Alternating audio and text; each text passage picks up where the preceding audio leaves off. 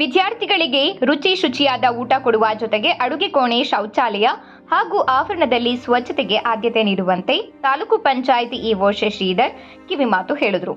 ತಾಲೂಕಿನ ಬಾಲೇನಹಳ್ಳಿ ಸಮೀಪ ಇರುವ ಇಂದಿರಾ ಗಾಂಧಿ ವಸತಿ ಶಾಲೆಗೆ ದಿಢೀರ್ ಭೇಟಿ ನೀಡಿ ಪರಿಶೀಲನೆ ನಡೆಸಿ ಮಾತನಾಡಿದರು. ಪೋಷಕರು ತಮ್ಮ ಮಕ್ಕಳು ವ್ಯಾಸಂಗ ಮಾಡಿ ಬುದ್ಧಿವಂತರಾಗಿ ಉನ್ನತ ಹುದ್ದೆಗೆ ಹೋಗಬೇಕೆಂಬ ಕನಸು ಕಂಡಿರುತ್ತಾರೆ.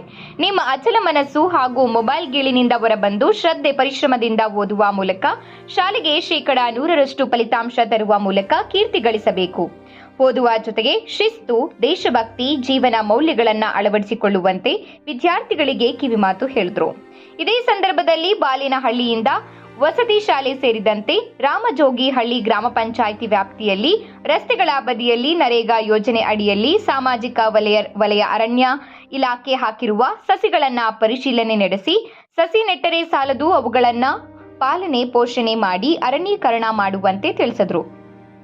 ಈ ಸಂದರ್ಭದಲ್ಲಿ ನರೇಗಾ ಸಹಾಯಕ ನಿರ್ದೇಶಕ ಸಂತೋಷ್,